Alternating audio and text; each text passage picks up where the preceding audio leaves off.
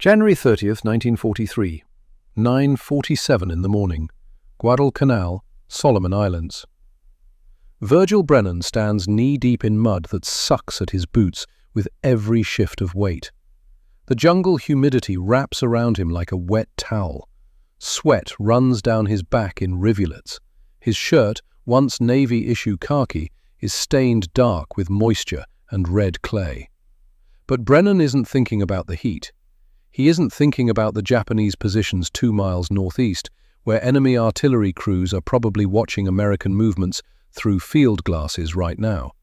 He isn't thinking about the malaria that's already claimed 6 men from his battalion this month. He's staring at a building that violates every law of construction he's learned in 15 years of work. The structure rises from the mud like something conjured by fever dream. A perfect half-cylinder of corrugated steel, 48 feet long, 20 feet wide, 10 feet high at the crown. No walls in the conventional sense, no separate roof, just a single sweeping curve of steel panels that arc from ground to apex and back down again, forming both wall and ceiling in one continuous surface. 8 men erected it, 8 ordinary sailors who 3 months ago couldn't tell a Phillips head from a flathead screwdriver. Men who'd been grocery clerks and farmhands and factory workers before the war swallowed them whole. This morning, this spot was virgin jungle, vines thick as a man's wrist, trees that had stood since before the Spanish came to these islands. Now those trees are stumps, the vines are tangled debris at the clearing's edge. And in their place stands this steel building, bolted together with nothing but hammers and wrenches and a set of instructions simple enough for a child to follow. Brennan does the math automatically, habit born from 15 years on construction sites from Boston to Providence. A proper barracks takes 3 weeks minimum. You need a crew of skilled carpenters, foundation work, framing, wall construction, roofing, each stage requiring trained men who know what they're doing. That's how buildings work. That's how they've always worked. Except the building in front of him shouldn't exist according to those rules. He walks closer, boots squelching. Inside, vast, unobstructed space. No support beams, no load-bearing columns, no interior walls. A single open room that could house 40 men on bunks, or serve as a surgical hospital, or store a month's worth of ammunition for an entire battalion. The Japanese have no idea what just happened. Brennan knows this with the certainty of a man who's watched enemy positions for 5 months. The Japanese occupied Guadalcanal in May of '42. 7 months they've been here. In that time, they've built maybe 300 permanent positions across the entire island, structures that require constant maintenance, repairs after every storm. The Americans landed in August, 4.5 months ago. In that time, Brennan's battalion alone has erected 87 of these steel buildings. 300 more stand across Guadalcanal and neighboring Tulagi. Brennan watches the crew pack up their tools. One of them, a kid from Nebraska who'd been a farmhand before enlisting, catches his eye and grins. "She'll stand, Chief, just like the last one." Brennan nods slowly.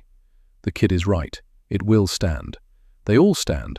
That's what makes this so impossible. But to understand why this moment represents something more than just efficient construction, you have to go back. Back 18 months. Back to when Brennan said the exact same thing he's thinking right now. This is impossible. July 1941, Quonset Point, Rhode Island. The Naval Air Station is still under construction. Foundations poured, but buildings half finished. The smell of fresh concrete and cut lumber hangs in the air. Virgil Brennan, 36 years old, sits in a wooden chair in a temporary office building. His hands, calloused from 15 years of carpentry work, rest on his knees. Across from him sits Garrett Ashford, 45 years old, engineer for the George A. Fuller Company, wire-rimmed glasses, pressed shirt despite the summer heat. Between them, on a makeshift table, blueprints, technical drawings, and a scale model of the strangest building Brennan has ever seen. Ashford taps the model with one finger. 20 feet wide, 48 feet long, complete kit weighs 3.5 tons, 8 to 10 men can erect one in a single day using only hand tools. No skilled labor required. Brennan stares at the curved steel model. You're telling me you can take 8 men off the street and they'll build this before sunset? Precisely. What's the foundation? Whatever's available. Concrete slab if you have time, wooden pilings if you don't, compacted earth in a pinch. Brennan leans forward. And the walls? The roof? There are no walls, no roof, not in the conventional sense. Ashford picks up the model, rotates it. It's an arch, a perfect semicircular arch. The curve distributes all structural loads laterally along its surface. The walls are the roof is the walls. It's a single, unified structure. That's not how buildings work. That's not how buildings have worked. This is different. Brennan reaches out, touches the model. The corrugated steel is cold under his fingers. The Navy actually wants to manufacture these. They want us to manufacture thousands, ship them anywhere in the world, assemble them faster than conventional barracks could ever be built. Why? Ashford removes his glasses, polishes them with a handkerchief. Because we're running out of time, Mr. Brennan. The Navy is expanding faster than the construction industry can keep pace. We need all of it, immediately, and we need it to work in any climate, from the Arctic to the tropics. Based on British Nissen huts from the last war? You know your history. Major Nissen's design worked, but still needed crews who knew what they were doing. We've simplified everything. Modern steel alloys, perfect arch geometry, pre-drilled holes that only align if you're assembling it correctly. It's nearly impossible to build wrong. Brennan studies the blueprints. Despite himself, he's impressed by the engineering, the elegance of using the arch itself as the entire structure. But impressive engineering and practical construction are two different things. When do you need me to test this? Brennan asks. Next week. We have a prototype kit arriving Tuesday. I need you to assemble it with a crew of 8 men, none of them with construction experience. Brennan sits back. Outside, hammers echo across the construction site, the normal sounds of normal building. I'll do it, Brennan says finally. But I'm telling you now, Mr. Ashford, I've been building for 15 years. What you're describing breaks every rule I know. Either you're lying about what this thing can do, or you're out of your mind. Ashford smiles. It's not a friendly expression. It's the smile of a man who's heard this before. I don't need you to believe, Mr. Brennan. I just need you to try. October 19th, 1941. The weather has turned. New England autumn, bringing cold rain and wind that cuts through clothing like a knife. The prototype Quonset hut stands on a cleared patch of ground near the shore, 16 feet wide, 36 feet long. Brennan and his 8-man crew erected it yesterday in 9 hours and 40 minutes. Not quite the target, but close enough to prove the concept works. Except now Brennan stands in pre-dawn darkness, watching the structure sway in wind gusting to 40 knots. A nor'easter coming down from Canada. The Quonset hut's steel panels are vibrating, the whole structure shuddering. The turnbuckle cable system, Ashford's reinforcement design, is taking the load, but Brennan can see the cables stretching, tightening. He's not surprised when it happens. 3:17 in the morning. A cable snaps with a sound like a gunshot. Then another. The arch structure, suddenly unsupported on one side, twists. Steel panels buckle. The whole thing collapses sideways into the mud with a grinding crash that wakes half the base. By the time the sun comes up, the prototype is a twisted wreck. Brennan finds Ashford in the temporary office at 7 a.m. The engineer looks like he hasn't slept. His desk is covered with calculations, stress analyses, revised blueprints. It failed, Brennan says. The cable system failed. The arch itself was sound, the panels held. Ashford doesn't look up from his work. No cables, no turnbuckles, no complex support systems, just the arch. Pure structural geometry. If we perfect the curve, the structure becomes self-supporting. That's a lot of if. It's the only way forward. The Navy wants this in production by December. We don't have time to iterate on complex designs. We need simple enough that failure becomes impossible. Brennan looks at the calculations covering the desk. Pages of mathematics. It's the work of someone who believes in what they're doing. He thinks about walking away, going back to civilian construction in Boston, where buildings make sense. But something stops him. Maybe it's the urgency in Ashford's voice, like he knows something Brennan doesn't, like war is coming faster than anyone wants to admit. How long to build a new prototype? He asks. 3 weeks.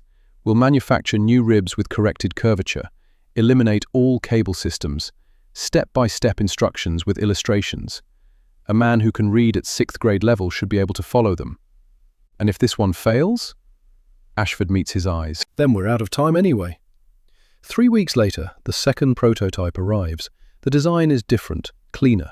The curved ribs are single pieces of formed steel, the panels attached directly to the ribs with hardened nails and lead washers. No cables, no turnbuckles. Brennan's crew erects it in 7 hours and 32 minutes. It stands through November, through December, through winter storms that would have destroyed the first design. On December 5, 1941, the Navy approves the design for production.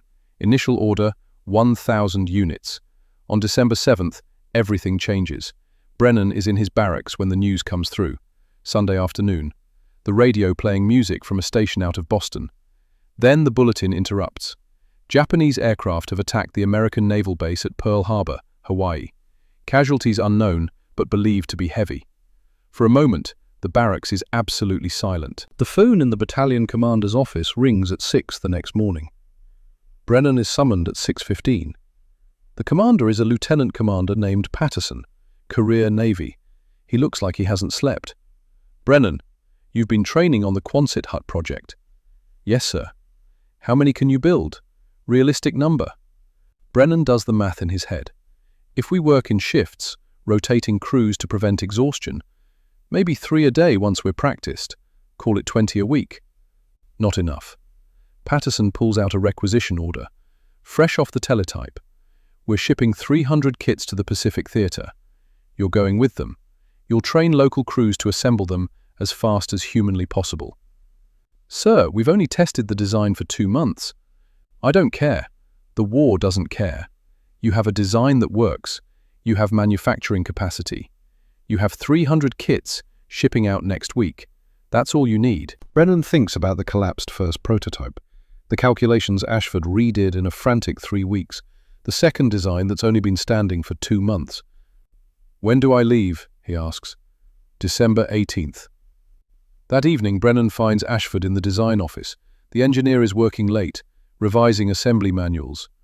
They're shipping 300 kits, Brennan says without preamble. Next week. Ashford looks up. For the first time since Brennan met him, the engineer looks uncertain. I know. You've got 2 months of test data. 2 months. If they fail... I know. Ashford removes his glasses, rubs his eyes. You think I don't know what's at stake? I've run every calculation. The design is sound, Brennan. The mathematics work. But you're right. 2 months isn't enough time to be certain. So why approve it? Because the alternative is worse. The alternative is sending men to fight in tents, in positions where disease kills them faster than bullets. This design isn't perfect, but it's better than anything else we have. Brennan sits down heavily. Outside, snow is starting to fall. You need to trust the engineering, Ashford says quietly. I can show you the calculations. It will work. As long as crews follow the assembly instructions, it will work. And if they don't? If they're exhausted or scared or working under fire? Then you'll be there to teach them, to show them that speed doesn't mean sloppiness. Brennan laughs. It's a bitter sound. You have a lot of faith in me, Ashford. I have faith in the design. You're the one who has to have faith in the men. December 18th, 1941. Brennan stands on the deck of a transport ship in Norfolk Harbor. In the hold below, 300 Quonset hut kits, each one carefully packed, each one representing 3.5 tons of steel and lumber and hardware and hope. The ship's engines rumble to life. Lines are cast off. Slowly, the ship begins to move away from the dock. Brennan watches America recede, thinks about the men he'll be training. Sailors who signed up to fight on ships, Marines who trained for amphibious assault, none of them expecting to become construction workers. He thinks about Ashford's calculations, the perfect arch, all the mathematics that say this will work. and he thinks about that first prototype collapsing in the mud. The ship turns south, then west, into the Pacific, into war. Brennan stays on deck until the coast disappears entirely. Then he goes below to study the assembly manuals one more time, because in 6 weeks, maybe 8, he's going to stand on an island he's never heard of and teach men he's never met to build structures that shouldn't be possible. And if Ashford is wrong, men will die. That's the weight he carries west. That's what keeps him awake at night.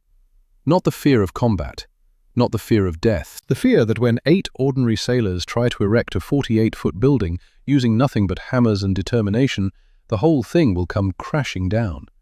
But he doesn't turn back, can't turn back.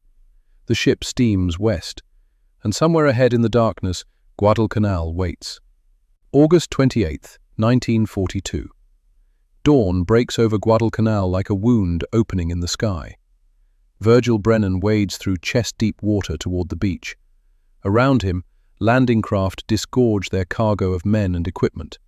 Marines hit the sand and spread out, weapons ready.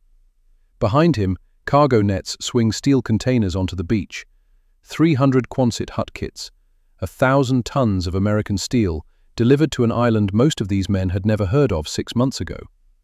A sergeant finds him on the beach, young guy, maybe 25, with the haunted look common to men who've already seen combat. "You Brennan? The construction specialist?" "That's right. Colonel wants these structures up yesterday. We've got wounded coming in on every transport. Field hospitals are just tarps and prayer right now." Brennan looks past the sergeant to where Navy corpsmen are treating casualties under canvas already sagging with moisture. Men lying in mud, the kind of conditions where infection kills as surely as bullets. "I'll need 8 men, Brennan says, and a patch of ground that's not actively being shelled. The first crew assembles 2 hours later. 8 sailors who were serving on ships a week ago. Now they're standing in jungle heat, staring at crates of steel components they don't understand. Brennan recognizes the look. It's the same skepticism he felt 18 months ago. He opens the first crate. Inside, the curved steel ribs are packed in grease to prevent rust. The corrugated panels are wrapped in oil paper. "What we're building," Brennan says, "is called a Quonset hut. When we're done, it'll house 40 men, or serve as a hospital ward, or store enough ammunition to fight for a month." One of the sailors, a kid from Iowa with farm boy hands, raises his hand. "How long does it take?" "Less than a day, if we do it right." "Sir, I've never built anything except a chicken coop, and that took me 3 days." The chicken coop didn't come with instructions. Brennan pulls out the assembly manual, Ashford's illustrations, step-by-step diagrams. "Everything you need to know is in here. You can read?" "Yes, sir." "Then you can build this." They start with the floor, tongue and groove plywood laid on compacted coral and sand. The farm kid keeps looking at Brennan like he's waiting for the punchline. "This won't rot?" "Eventually, but we'll be long gone before that matters. Keep working." The curved steel ribs come out next, heavy, each one requiring 2 men to maneuver into position. They bolt to the floor framing at pre-marked points, 4 feet apart, running the length of the structure. It's when the 4th rib goes up that the crew starts to understand. The arch takes shape. What looked like random components begins to look like a building. "I'll be damned," someone mutters. The panels come next, corrugated steel overlapping like scales. Each panel has pre-drilled holes that align with mounting points on the ribs. The farm kid figures out the pattern first. "This is actually smart," he says, almost surprised. "Engineers generally are," Brennan replies. Hour 6 arrives with the sound of artillery, distant at first, then closer. A shell impacts 200 yards away. The concussion wave hits them a second later. The crew drops their tools, start looking for cover. "Back to work," Brennan says. His voice is level, calm. "Sir, they're ranging us. They've been ranging us since we landed. Right now, we have 4 more panels to install. Keep working." The farm kid picks up his hammer, looks at Brennan. "If this thing collapses while we're under fire, it's on you, Chief. If it collapses, you can blame me personally. Now, drive that nail."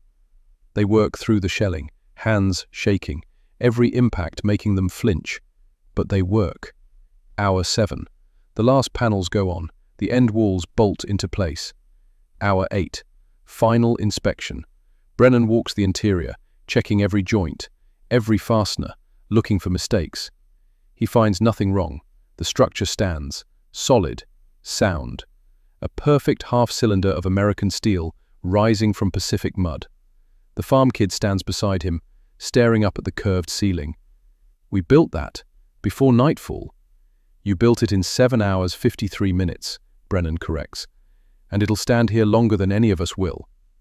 That night, Brennan lies in a tent and thinks about Ashford back in Rhode Island. The engineer who bet everything on an arch, on mathematics.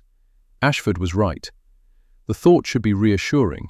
Instead, it terrifies him, because now they're going to build hundreds of these, thousands. But the gamble paid off today. That's something. 5 months become a blur of construction. Brennan's crew gets faster. The first hut took most of a day. The second takes 7 hours. By the 10th, they finish before sunset consistently. By the 20th, they can erect one in under 6 hours, even in pouring rain.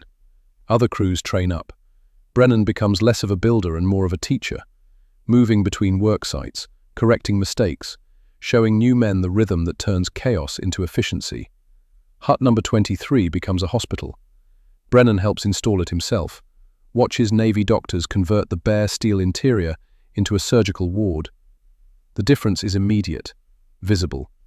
Before the Quonset hospitals, wounded men lay in field tents, flies everywhere, mud on every surface, infection rates that killed men who should have survived.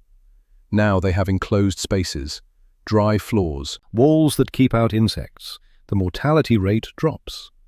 A doctor stops by one of Brennan's work sites, a Navy surgeon, 40-something, with blood permanently stained into the creases of his hands. "Before you built these," the doctor says, "I was losing 30% of my patients to infection. Not to their wounds, to the conditions we were treating them in. Now, 10%, maybe less." Brennan understands. The buildings are saving more men than the doctors. "Build more," the doctor says. "Build as many as you possibly can." By January of 43, 87 Quonset huts stand across Guadalcanal. They've become furniture, background, part of the landscape, which is exactly what they're supposed to be. One afternoon, Brennan watches a Japanese prisoner being escorted through the base. The man is young, maybe 20, emaciated. The prisoner stares at the Quonset huts. His eyes track from one to the next, counting. Through a translator, he asks a question. He wants to know how you build so fast. Their engineers need weeks to construct permanent positions. Brennan looks at the prisoner, sees a young man who probably knows more about engineering than most of the crews Brennan has trained. Tell him the secret isn't building fast. The secret is building adequately, repeatedly, until speed becomes normal. The translator relays this. Something shifts behind the prisoner's eyes, understanding, and maybe fear. Because he's doing the math, counting the structures, imagining what it means if Americans can do this on every island. February 23, 1943, 3:17 in the morning. Brennan jolts awake to the scream of incoming artillery. Not distant, close, deliberate. He rolls out of his cot as the first shell hits, grabs his helmet, stumbles outside into darkness lit by muzzle flashes. The base is chaos. Men running for foxholes, return fire starting up, another shell lands, then another, walking across the base in a pattern that speaks to good intelligence. The ammunition depot. Quonset hut number 47. Brennan runs toward it without thinking, sees a shell arc down out of darkness. Time does something strange, stretches, slows. He watches the shell, a 155mm, descend in a perfect ballistic curve, watches it impact the Quonset hut's curved roof at a shallow angle, waits for the explosion that will detonate every pound of ammunition stored inside. The shell punches through the corrugated steel, clean entry, no detonation, travels through empty air inside, punches out the other side, buries itself in mud 30 feet beyond, still doesn't explode. Dud, Brennan thinks. But 3 more shells hit the same building over the next 10 minutes. 3 more perfect penetrations. Entry and exit holes in the steel. Not one detonates the ammunition inside. When dawn comes, Brennan inspects the damage. 4 holes punch through steel. But the structure still stands, the arch still holds, and inside, thousands of pounds of explosives sit undisturbed. A demolition specialist arrives, a lieutenant who knows more about high explosives than anyone should. "How is this still here?" the lieutenant asks. "Artillery shells hitting an ammunition depot. This whole area should be a crater." Brennan thinks about Ashford's calculations, the arch distributing stress, no concentration points. "The shells went through," he says slowly, "straight through. The curve didn't provide enough resistance to trigger the fuses. And even if it had, there's no load-bearing structure inside to create secondary collapse. Nothing to turn an explosion into catastrophic failure. You're telling me this building is artillery-resistant by accident?" "Not by accident, by design." Brennan files a report, sends it back to Ashford. 3 weeks later, a reply comes back. "Your analysis is correct. The arch disperses impact force laterally along the entire curve. No single point of failure. This is better than I hoped. Well done. Keep building. G.A." That night, Brennan looks at the damaged depot. Still standing, still functional. 4 holes punched through it, and it's still protecting ammunition. "This isn't just shelter," he says to no one in particular. "It's armor." May 1943. Intelligence reports filter down. Japanese commandos raided an abandoned position, found a Quonset hut, found the assembly manual, found enough components to understand the design. Tokyo issued orders, manufacture 500 units immediately. Brennan imagines Japanese engineers studying Ashford's blueprints, recognizing the elegance, rushing to copy what the Americans built. 2 months later, more intelligence. The Japanese can't do it. They have the designs. They understand the engineering. But they don't have the corrugated steel alloys, don't have the manufacturing capacity, don't have the logistics network to ship raw materials. American submarines made sure of that. The USS Wahoo alone has torpedoed enough Japanese cargo ships to cut steel shipments by 40%. The Japanese produced 12 Quonset huts. 12, then abandoned the project. When Brennan hears this, he experiences something like vertigo. The war isn't just being won by better tactics or superior firepower, it's being won by logistics. By the ability to move steel from Pittsburgh to the Pacific faster than the Japanese can move it from Manchuria to Tokyo. It's being won before the first shot is fired. July 7th, 1943. Brennan is inspecting a new hospital complex when casualties arrive. A patrol hit an ambush inland. 3 dead, 5 wounded. The wounded are carried on stretchers into Quonset number 23. One of them is screaming, high and constant. Brennan moves closer, sees a kid, maybe 19, with shrapnel wounds in his chest and shoulder. Blood everywhere, face pale. The kid's name stenciled on his uniform. Callahan. Reese Callahan, from Boston, from the same neighborhood Brennan grew up in. A doctor is working on the wounds, cutting away shredded uniform, exposing torn flesh. "Get him stabilized, we need to operate, now!" They carry Callahan deeper into the Quonset hospital, into the surgical ward. Brennan follows, stands against the wall, watches. The surgery takes 2 hours. When it's over, the doctor strips off his gloves, looks at Brennan. "He'll make it. 70% chance. Maybe 80 if infection doesn't set in." "Without this facility?" Brennan asks.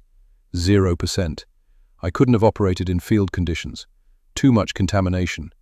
He'd have died during surgery or shortly after from shock and blood loss. Brennan looks around the ward, at the dry floor, the sealed walls, all the simple features that add up to the difference between life and death. "Every one of these you build saves 40 lives, the doctor says quietly. Maybe more. Brennan visits Callahan the next day. The kid is conscious, bandaged, in pain but alive. "Hey, Chief, heard you were here during surgery. Wanted to make sure the building held up." Callahan laughs. It turns into a cough. building saved my life, didn't it? Doctors saved your life. In a building you made. Same thing. The months blur into a cascade of islands. September 43, Tarawa. The Marines take the atoll at horrific cost. Brennan's crews land immediately after. Start building. 200 Quonset huts in 3 weeks. January 44, Saipan. Same pattern. Assault. Secure. Build. Within a month, the island has hospitals, supply depots, administrative centers. May 44, Ulithi Atoll. This one's different, larger, more strategic. The Navy wants it turned into a forward fleet anchorage. Brennan arrives with 50 construction crews, 400 men, 800 Quonset kits, 6 weeks to turn a coral atoll into a city. He's 40 years old now, the oldest man in most rooms. The crews call him Old Man Brennan when they think he can't hear. The work is different now. He's not building, he's supervising, coordinating, solving problems. Week 1, they build the hospitals. Priority 1, always. Week 2, supply depots. Week 3, housing. Week 4 through 6, everything else. Maintenance facilities, administrative buildings, communication centers. All the infrastructure that turns a piece of coral into a functioning military base. Week 6, day 42. The last Quonset hut on Ulithi's northern beach stands complete. Brennan climbs the low rise on the island's southern end with the young ensign who's coordinated construction logistics. 6 weeks ago, this kid looked terrified. Now he looks competent. Below them, 800 curved steel roofs catch the late afternoon sun. Supply depots, hospitals, barracks, repair facilities, a complete base conjured from coral reef in 42 days. 800 structures, the ensign says, still processing the scale. I didn't think it was possible. Neither did I. The first time anyway. Brennan gestures at the sprawl of steel below. You see what we actually built here? A forward base? Logistics hub for the fleet? More than that. Brennan points to the hospital complex. 300 beds visible from here. Then the massive supply depot, the tank farm holding millions of gallons of fuel. The Japanese can bomb it, shell it, send kamikazes into it. Won't matter. We'll rebuild damaged sections faster than they can destroy them. That's not construction, ensign. That's a weapon they have no counter for. The ensign stares at the base. Something shifts behind his eyes. Understanding. This is how we win the war, he says quietly. This is how we've already won. Tokyo just doesn't know it yet. Brennan thinks about what Japanese war planners must be seeing in their intelligence reports. American bases appearing on captured islands within weeks. Permanent infrastructure where there should only be temporary positions. They're fighting an industrial machine that doesn't sleep, doesn't slow, doesn't stop building. Somewhere in Tokyo, someone is doing the same mathematics Brennan is doing now, counting American bases, calculating American production capacity, realizing the arithmetic doesn't favor Japan. The war will continue another 9 months. More islands, more fighting, more men will die. But standing here watching sunset reflect off 800 curved roofs, Brennan knows the outcome is already decided. Not by courage, not by tactics, not by superior weapons, by logistics, by infrastructure, by the patient work of building systems faster than the enemy can comprehend what's happening. Mathematics decided it. The shooting is just aftermath. Sir? The ensign interrupts his thoughts. Where do we go next? Brennan looks west, toward Japan. Wherever they need us to build, same as always. April 1st, 1945, Okinawa. The largest amphibious assault of the Pacific War crashes against Japanese defenses with a violence that makes previous landings look like rehearsals. Virgil Brennan, 40 years old, wades through surf that runs red with blood. He's not supposed to be here. Officers told him he'd done enough. 3 years of island hopping, hundreds of structures built under fire. He'd earned rotation back to Hawaii. He volunteered for Okinawa anyway. Because the crews landing here are young, inexperienced. They need someone who's done this before, someone who won't panic when shells land close. So Brennan wades through bloody surf, carrying assembly manuals in a waterproof bag. Behind him, landing craft beach themselves and disgorge pallets of steel components. A young ensign finds him in the confusion. Kid can't be more than 22, face pale under his helmet. "Chief Brennan? I'm supposed to coordinate construction operations. I don't know what I need." Brennan looks at the beach, at the equipment scattered across sand, at the crews huddled behind whatever cover they can find. "First thing you need is priorities. Hospital facilities go up today. Doesn't matter what else happens. We put up medical structures or men die. Everything else can wait. The orders say—" "I don't care what the orders say. I've done this on 6 islands. You've done it on 0. Hospital first, supply depots second, housing third. That order doesn't change." The ensign swallows, nods. "Yes, Chief." They build the first hospital while Japanese artillery searches for them. 8 men working with mechanical precision. Panels go up, ribs bolt into place. The structure takes shape while explosions crater the ground 200 yards away. A shell lands close enough to shower them with dirt. One of the crew, a kid from Tennessee, drops his hammer and hits the ground. Brennan picks up the hammer, hands it back. "You're safer finishing the building than hiding in a hole. At least if we finish, wounded men have somewhere to go. Keep working." The kid takes the hammer, hands shaking, but he drives the next nail. 7 hours, 42 minutes. The first Quonset hospital stands complete. Within an hour, the first wounded arrive. Brennan watches stretcher bearers carry casualties into the steel structure, knows that some of the men on those stretchers will live because this building exists. That's what keeps him working. Not glory, not duty, just the mathematics of survival. By week 2, they've erected 40 Quonset huts. The fighting is worse than Guadalcanal, worse than Saipan. The Japanese fight with the ferocity of men who have nothing left to lose. Artillery falls constantly. Kamikaze attacks hit the offshore fleet. And through it all, construction crews keep building. By week 4, they've completed 120 structures. The base is taking shape. Brennan is inspecting a new hospital complex when he hears his name called. Turns to see a figure in bandages being helped along by a corpsman. Takes him a moment to recognize the face under the dried blood and field dressings. Reese Callahan, the kid from Boston. The one Brennan watched nearly die on Guadalcanal 2 years ago. "Chief Brennan? That you?" Brennan moves closer. Callahan is wounded again. Shrapnel across his chest and arms, burns on his face. "What the hell are you doing here, Callahan? Thought you rotated stateside after the Solomons." "Did, for 6 months. Then I re-enlisted. Couldn't stay home knowing guys were still out here." "So you came back to get yourself killed?" "Came back to finish it." Callahan looks at the Quonset hospital they're standing beside. "Is this one of yours?" "My crew built it 3 days ago." Callahan laughs. It's a wet sound, painful. "You saved me twice now, Chief. Once by carrying me, once by building the place they put me back together. Figure I owe you 2 lives." "You don't owe me anything." "Bullshit." Callahan grips Brennan's shoulder. "These buildings, they're not just shelter, are they? They're the reason we're winning." Callahan passes out before Brennan can respond. Corpsmen carry him into the hospital, into the dry, protected space where doctors can work. Brennan stands outside for a long moment, thinking about 2 years ago, about the difference between having infrastructure and not having it, about how many Callahans there are, how many men who lived because someone figured out how to build faster than the Japanese could destroy. August 15th, 1945.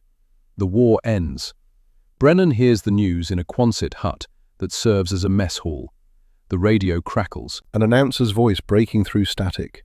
Japan has surrendered. Unconditional surrender. The war is over. For a moment, the mess hall is silent. Then someone starts cheering. Then everyone's cheering. Brennan doesn't cheer, just sits on a bench with his hands on his knees, feeling something he can't name. Not relief exactly, not joy, something quieter. He thinks about Ashford in Rhode Island, about that first meeting in July of 41, about blueprints and a bet that simple engineering could change warfare. The bet paid off. He thinks about the first prototype collapsing in a New England storm, about sailing west with 300 untested kits, about standing on Guadalcanal, watching 8 sailors build something impossible. All of it led here. Someone asks Brennan how many structures he's built. Personal count. Over 3 years. He has to think about it. Add it up. Guadalcanal, Tarawa, Saipan, Ulithi, Okinawa. 412. 412 buildings. 16,000 men housed or treated or supplied because those buildings existed. "What now, Chief?" one of the younger sailors asks. Brennan looks around the mess hall, at the Quonset hut they're sitting in, at the curved steel ceiling that's housed them through the worst fighting of the war. Now we go home, and we remember that this worked, that speed matters more than perfection, that adequate solutions, repeated enough times, change everything. They ship out 3 weeks later. Brennan stands on the deck as Okinawa recedes, looks at the island covered in steel structures. The island disappears over the horizon. But the buildings remain. They'll stand for years, decades. Monuments to the moment when American industry turned construction into a weapon. 1946, Newport, Rhode Island. Virgil Brennan walks through a Navy surplus depot where the war's leftovers are being sold. Jeeps, tents, field equipment, and Quonset huts. Hundreds of them. The Navy has too many. Bases are closing, troops are mustering out. They're selling the Quonset huts for $1,000 each. Brennan buys one. The dealer seems surprised. "You know what these are, right? Military surplus. Not exactly comfortable living." "I know exactly what they are," Brennan says. "I built 412 of them." The officer looks at him differently. "Your CB?" "Was. 3 years. Pacific Theater." "Then you know these aren't houses, they're just shelters, temporary structures." Brennan signs the purchase order. "They're what won the war. That's adequate for me." He has it shipped to a plot of land outside Providence. The Quonset hut goes up in 6 hours. Brennan builds it himself with help from 2 neighbors. Then he lives in it. For 35 years, the curved steel building is his home. He marries, raises 2 children, grows old inside walls that he once erected on Pacific Islands, while artillery searched for him. Neighbors stop commenting after the first few years. The Quonset hut becomes just part of the landscape. Sometimes people ask why he chose it. Brennan never gives the real answer, never explains that living in the structure connects him to something larger than himself. He just says it's sturdy, economical, does what it needs to do. Which is true, just not the whole truth. 1983, early autumn. Virgil Brennan, 78 years old, drives down to North Kingstown, Rhode Island, to the CB Museum, a place he's avoided for 40 years because museums make things feel dead. But his daughter insisted, said they've preserved actual Quonset huts from the war. The museum is small, respectful, run by retired CB veterans. They've assembled 7 vintage Quonset huts, rescued them from demolition, restored them to original condition. Brennan pays the entry fee, walks the grounds slowly. His knees hurt, his back hurts. 78 feels different than 40. The first Quonset hut is set up as a barracks display. The second is configured as a hospital ward. Displays explaining how these structures reduced mortality rates. Brennan reads the plaques, sees statistics he helped create but never saw compiled. 170,000 Quonset huts manufactured between 1941 and 1946. Over 1 million men housed, hundreds of thousands of wounded treated. He walks to the third hut. This one is marked as original condition, not restored, just preserved as found. Brennan steps inside. Something about it feels familiar, the proportions, the spacing of the ribs. He walks to the nearest rib, runs his hand along the curve, feeling for... There, the bolt pattern. Not standard spacing, slightly off. The third bolt positioned half an inch higher than specification. Brennan knows this pattern, knows it because he's the one who made the decision, told the crew to drill a new hole rather than waste time repositioning the rib. He remembers this building, number 62, Guadalcanal, November 19th, 42. Built during a rainstorm, the crew cursing the mud, Brennan making the call to adjust the bolt hole because the alternative was losing 2 hours. This exact structure, erected 41 years ago, still standing, still solid. A museum guide approaches, elderly, probably a retired CB himself. These buildings were erected by unknown construction crews between 1941 and 45, most of them civilians in uniform. Their names weren't recorded. Brennan touches the bolt hole again, the one he ordered drilled. "Not all unknown," he says quietly. The guide looks at him. "Sir?" "This one, number 62, Guadalcanal, November 19th, 1942. I built this. Well, I supervised the crew that built it. The bolt pattern is off specification because I made a field decision to keep the work moving." The guide's expression changes. Recognition, maybe awe. 412, Brennan adds, across 6 islands, 3 years. "We've had thousands of visitors. You're the first builder we've met, the first person who actually erected these." Brennan doesn't know what to say. Just a construction worker, did what needed doing. "You built something that lasted longer than the war. This structure is 41 years old and still sound. How many houses can say that?" Brennan looks around the interior, at the space he helped create. The engineer who designed it, man named Garrett Ashford, he understood something important. That perfect doesn't matter if you can't produce it fast enough. That adequate solutions, repeated at scale, become perfect through volume. That's profound. That's mathematics. When Brennan leaves, he sits in his car for a while before starting the engine, thinking about that bolt hole, about the crew that drilled it in the rain, about where they are now. Probably they don't remember November 19th, 42 the way he does. For them, it was just another day, another structure. But it mattered. Each one mattered. That's what the museum proves, that temporary structures became permanent, that emergency measures became infrastructure, that adequate became legacy. He drives home to his own Quonset hut, the one he's lived in for 37 years, parks in the gravel drive, sits looking at the curved steel. When his daughter visits for dinner that evening, she asks about the museum. Was it worth the trip? Brennan thinks about the bolt hole, about recognition spanning 4 decades. "Yeah," he says, "it was worth it." That night, Brennan sits in his own Quonset hut. 37 years he's lived here. The curved steel ceiling, identical to the ones he built 4 decades ago. His daughter had asked if the museum visit was worth it. He thinks about the bolt hole he recognized, the one he ordered drilled in November 1942 during a rainstorm. Still there, still holding, 41 years later. He thinks about Rhys Callahan, wounded twice, saved twice, both times because a Quonset hut existed when he needed it. He thinks about Garrett Ashford's calculations, about the bet that simple engineering could change warfare, about how that bet paid off in ways none of them imagined. 412 structures built by his crews, 16,000 men whose lives improved because those structures existed. Multiply that by all the other crews, all the other islands. The numbers stop being numbers, start being faces, names, lives. "Yeah," he told his daughter, "it was worth it."